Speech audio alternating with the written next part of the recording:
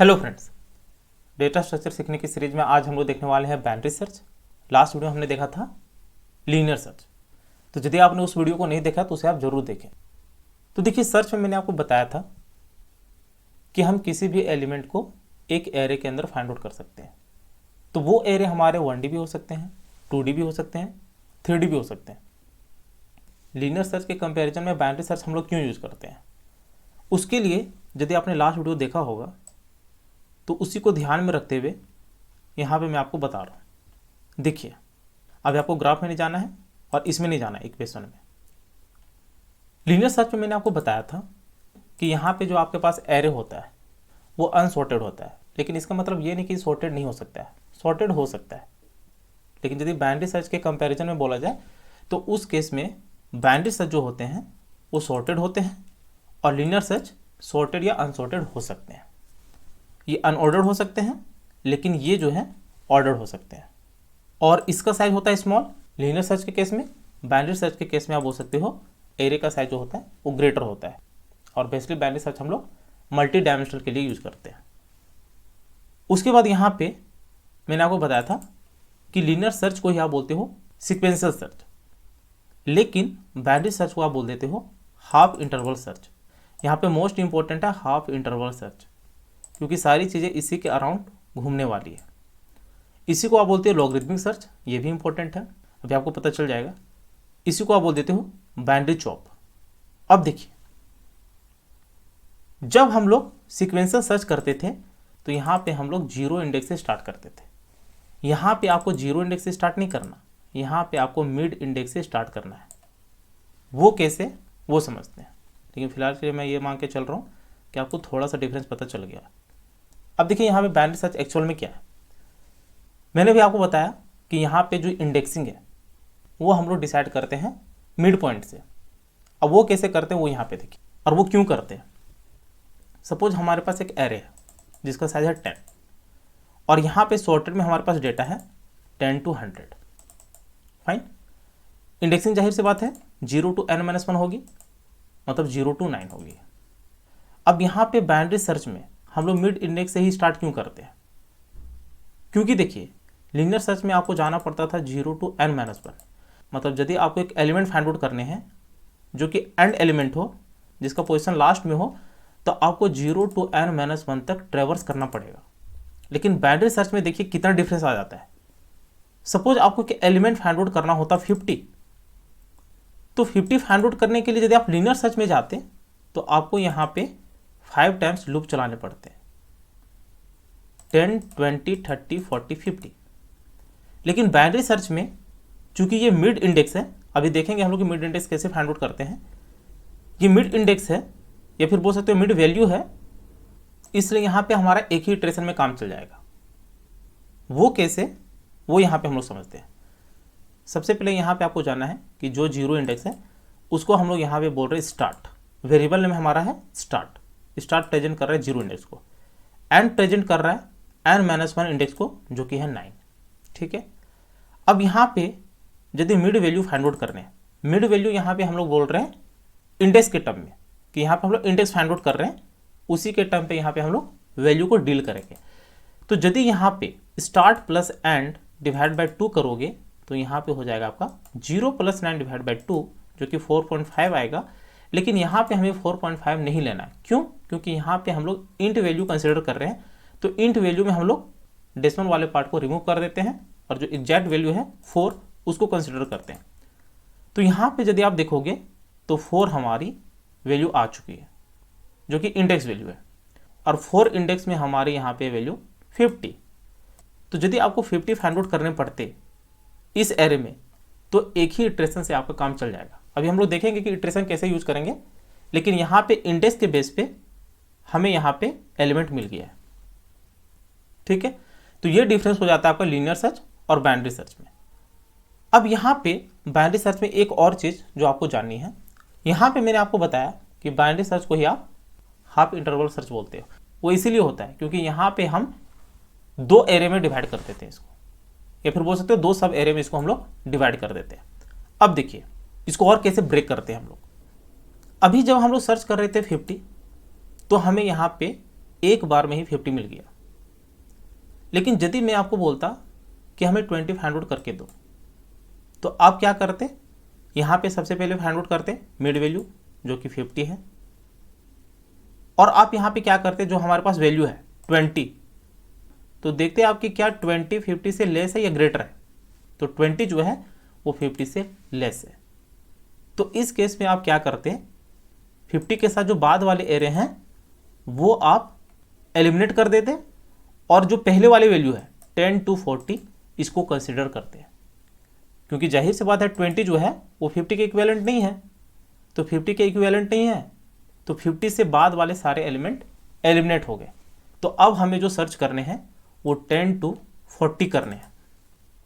तो यहाँ पे आपको एडवांटेज देखने को मिल रही है, यहाँ पे हम लोग हाफ एरे को रिमूव कर दिए, अब यहाँ पे हमारे पास हाफ एरे बचा हुआ है, तो यहाँ पे हम लोग एलिमिनेट करते हैं by using half interval search.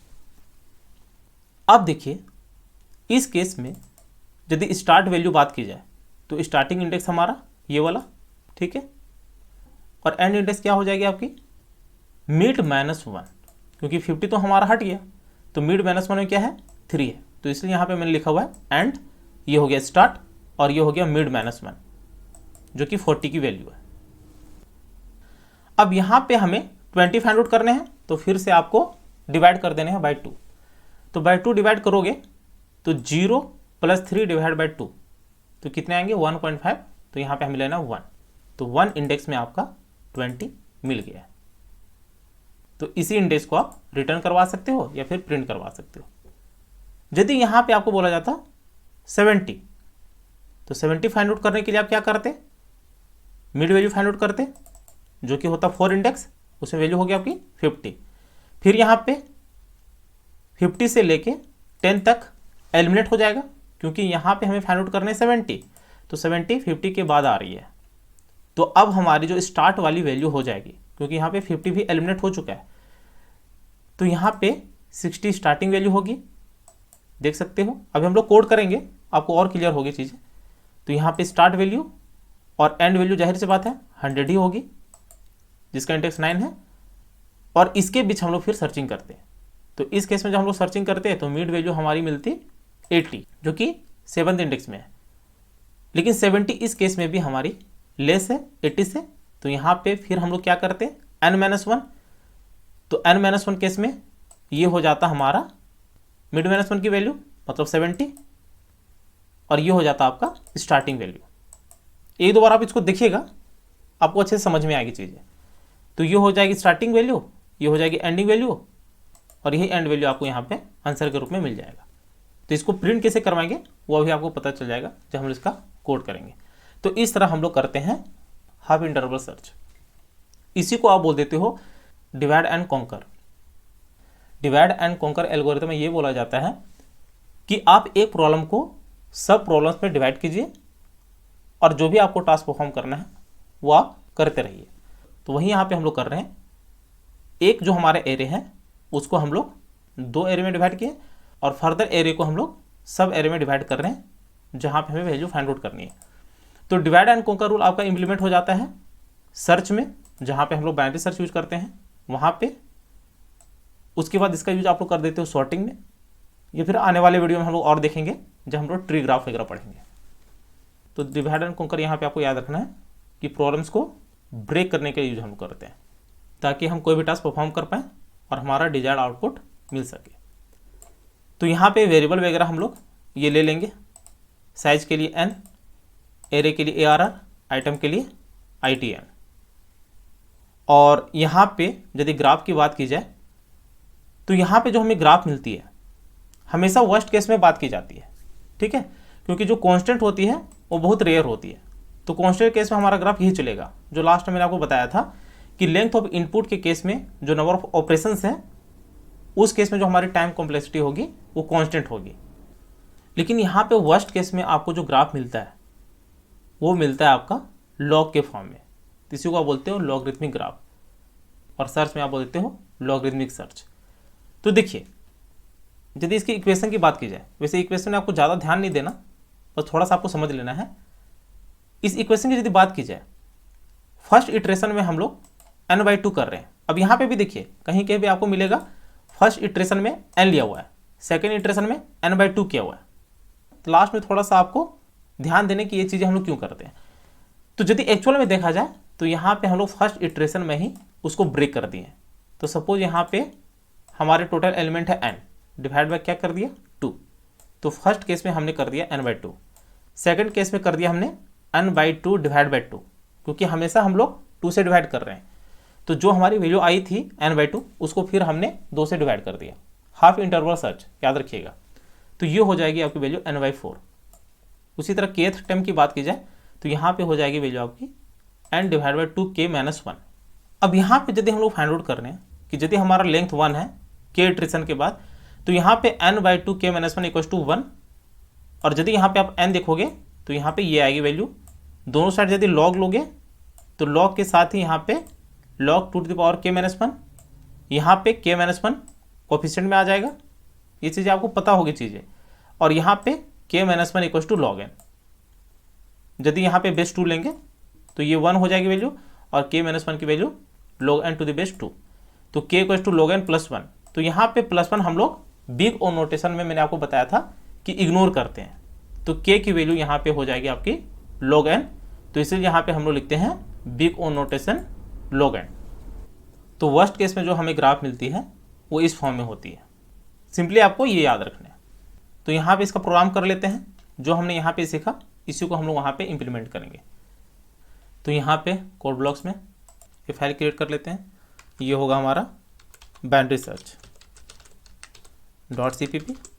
Header files लेने हैं तो हैश इंक्लूड iostream, यहाँ पे यूजिंग नेम स्पेस स्टैंडर्ड,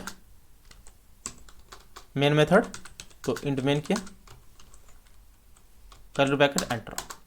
तो यहाँ पे देखिए सबसे पहले लेते हैं हम लोग n, जो कि होगी एरे का साइज, और एक ले लेंगे हम लोग आइटम, जो लास्ट वीडियो हमने किया हुआ था। तो आइटम हो गया।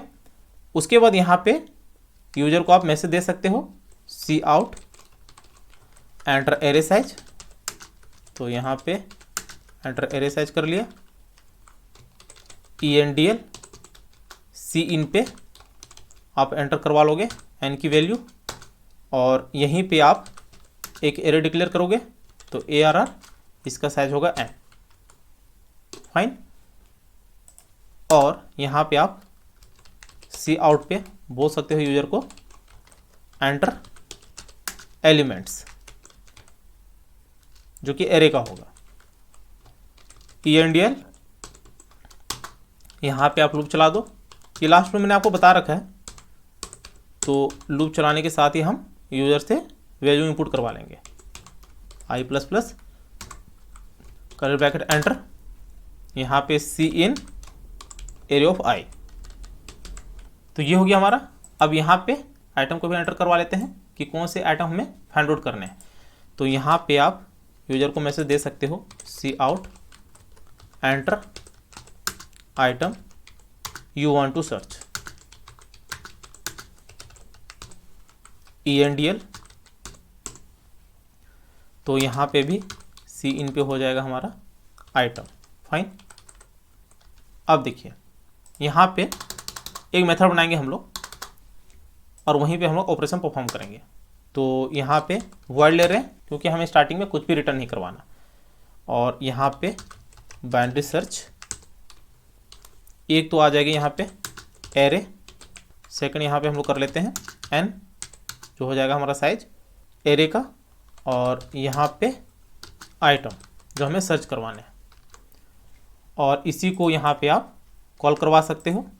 तो यहाँ पे हमने कॉल करवा लिया, और इसी में हमने पास कर दिया एक एरे, दूसरा एरे का साइज, और थर्ड में हमारा है आइटम। ये मैंने आपको ऑलरेडी बता रखा है कि ऐसे ही हम लोग पास करते हैं वैल्यू। और यहाँ पे कर्ली ब्रैकेट एंटर। अब देखिए जब यहाँ पे हम लोग वैल्यू पास करेंगे तो यहाँ पे वैल्यू उठ के आ जाएगी हमारी। अब एरे पे हम लोग क्या करते हैं, देखिएगा यहाँ ध्यान से।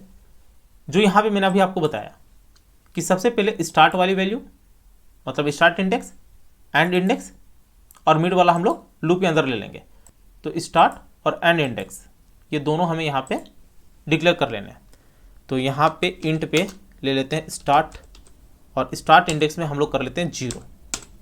हार्ड कोडेड कर लेते हैं कि यहाँ पे 0 इंडेक्स हमारा स्टार्टिंग, और एंड इंडेक्स यहाँ पे क्या है n-1 जो कि है 9।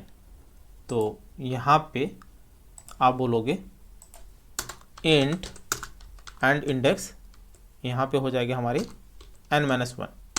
फाइन। अब देखिए यहाँ पे हम लोग लूप चलाएंगे, लेकिन लूप में हम लोग पहले फॉर लूप से देख लेते हैं, उसके बाद हम लोग वाइल लूप से देखेंगे, क्योंकि एक्चुअली वाइल लूप ही यहाँ पे यूज होने वाली है। फॉर लूप से आप कर सकते हो, लेकिन वाइल लूप यहाँ पे बेस्ट है, वो अभी आपको पता चल जाएगा।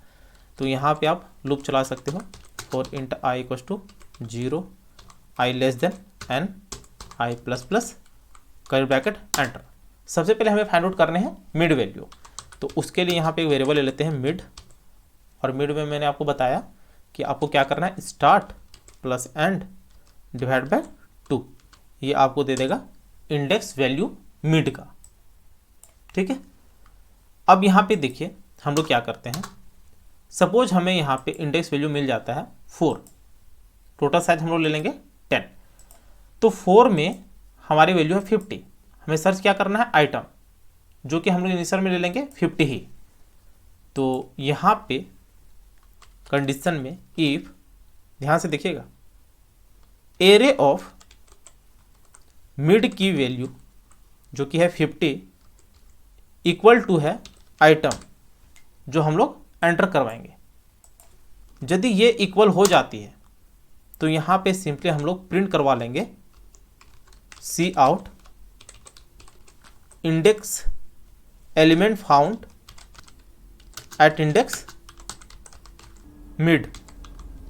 ओके, क्योंकि जाहिर सी बात है जैसे हमें 50 मिला उसी टाइम हम लोग प्रिंट करवा लेंगे इंडेक्स की वैल्यू। तो यहाँ पे हमने लिख दिया element found at index mid.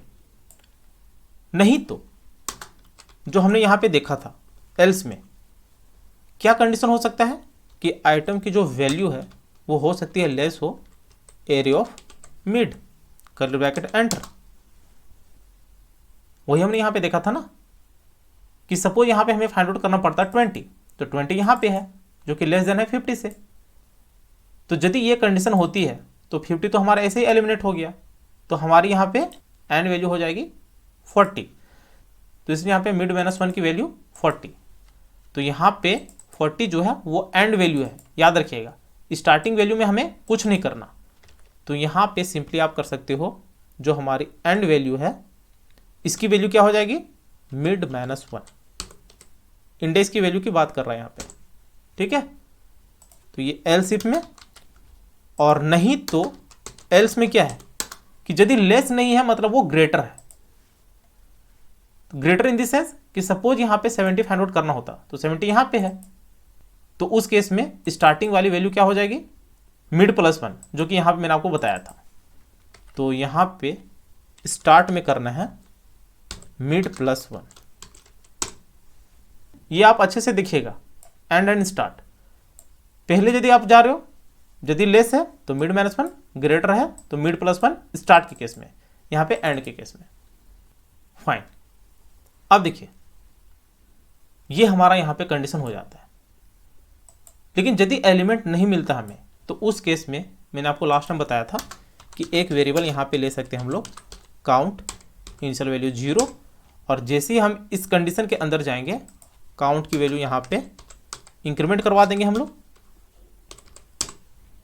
और लास्ट में यहाँ पे हम लोग लिख लेंगे कि यदि काउंट की वैल्यू 0 ही रहती है मतलब हम लोग कंडीशन के अंदर नहीं गए, तो इस केस में हम लोग प्रिंट करवा सकते हैं नो एलिमेंट फाउंड,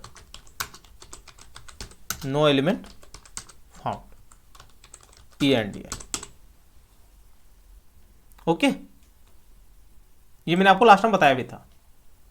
तो ये हमारा हो गया है, और यहाँ पे हमें क्या करना है इसको डिक्लेयर भी करना है।